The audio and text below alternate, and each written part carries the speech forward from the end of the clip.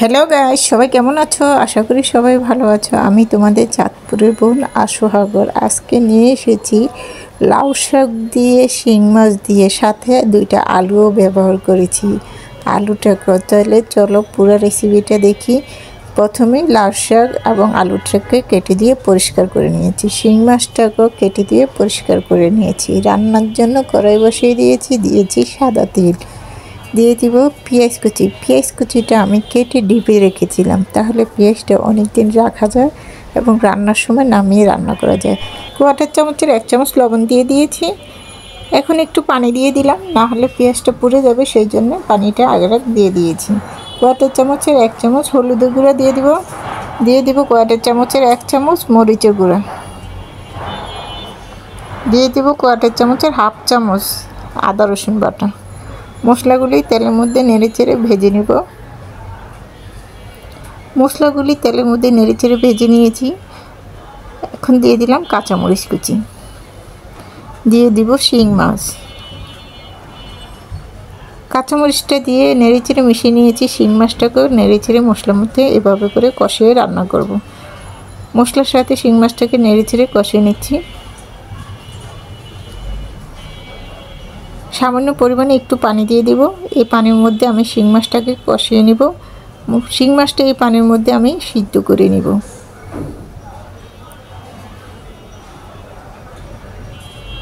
উল্টে পাল্টে ভালো করে নেড়েচেড়ে দিয়েছি। 5 মিনিট ঢেকে রান্না করব। 5 মিনিট পরে ঢাকনাটা তুলে আলতো করে নেড়েচেড়ে দিব এবং শিং মাছগুলি খুব সুন্দর করে কষিয়ে নিয়েছি।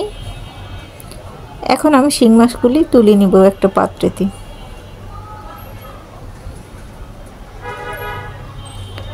শিং মাছগুলি আমি একটা পাত্রেতে তুলে নিচ্ছি। সম্পূর্ণ শিং মাছগুলি আমি একটা পাত্রেতে তুলে নিয়েছি। এই মশলার মধ্যে আমি শাক এবং আলুটাকে দিয়ে দিব। শাক আর আলুটা দিয়ে দিলাম, দিয়ে আলতো করে নেড়েচেড়ে মিশিয়ে নেব।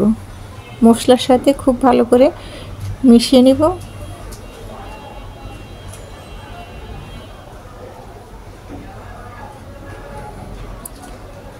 সম্পূর্ণ শাকগুলি দিয়ে নিয়েছি।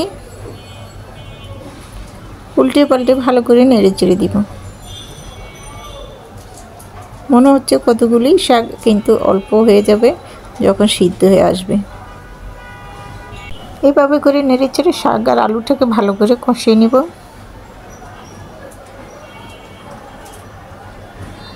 মশলার সাথে ভালো করে নেড়েচেড়ে খুব ভালো করেই কষিয়ে নিচ্ছি। তরকারিটা যেভাবে রান্না করে সেভাবে আমি সেম রান্না করছি লাউ শাক দিয়ে। এটা লাউ শাকের কচি আগাটা নিয়েছি। মশলার সাথে খুব ভালো করে নেড়েচেড়ে মিশিয়ে নিয়েছি।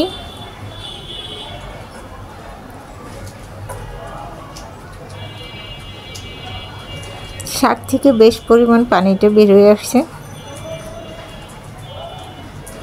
এবং শাকগুলি পড়াই সিদ্ধ হয়ে আসছে। এখন শিং মাছগুলি দিয়ে দিব। আগে থেকে কষিয়ে নেওয়া শিং মাছগুলি দিয়ে দিলাম। পরিমাণ মতো ঝোলটা দিয়ে দিব। পরিমাণ মতো ঝোলটা দিয়ে নিয়েছি, যেহেতু এটা শাক দিয়ে একটা তরকারি হবে, ঝোলের পরিমাণটা একটু বুঝে শুনে দিতে হবে। যে ঝোলটা বেশি খাইলে ঝোল বেশি দেওয়া যাবে, কম খাইলে কমও দেওয়া যাবে, কোনো সমস্যা নেই। ঝোলটা দিয়ে আলতো করে নেড়েচেড়ে মিশিয়ে নিয়েছি। এখন ঢেকে আমি 10 মিনিট রান্না করব।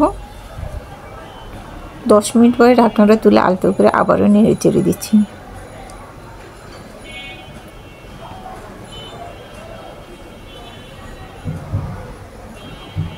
খুব ভালো করে নেড়েচেড়ে মিশিয়ে নিয়েছি।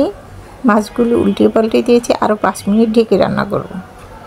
5 মিনিট পরে ঢাকনাটা তুলে আবারও একটু আলতো করে নেড়েচেড়ে মিশিয়ে নেব। আমার কিন্তু তরকারিটা হয়ে গিয়েছে, শিং মাছ দিয়ে লাউ শাকের তরকারি। এখন ভাজা জিরার গুঁড়া দিয়ে দিলাম কোয়াটার চামচের 1 চামচ। এতে স্বাদ ফ্লেভার দুইটাই আনবে।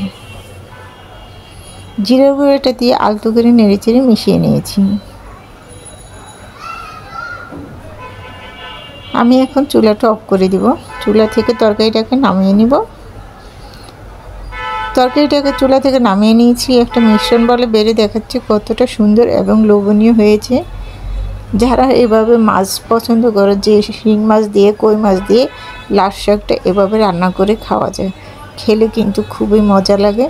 আমার এই রেসিপিটা দেওয়া থাকবে আমার ইউটিউব চ্যানেলে, তোমরা চার্জ দিয়ে দেখে নিও। আমার ইউটিউব চ্যানেলের নাম কিচেন স্টোরি বাংলা। ওইখানে লাইক এবং লাল বাটনটা টিপ দিয়ে দেখবে, তাহলে নিত্য নতুন রেসিপিগুলি তোমাদের কাছে পৌঁছে যাবে। আর আমার এই রেসিপিটা দেওয়া থাকবে আমার ফেসবুক চ্যানেলে। আমার ফেসবুক চ্যানেলের নাম আশু হাগর। ওখানে প্লিজ লাইক কমেন্ট ও শেয়ার করে দিবে। আল্লাহ হাফিজ।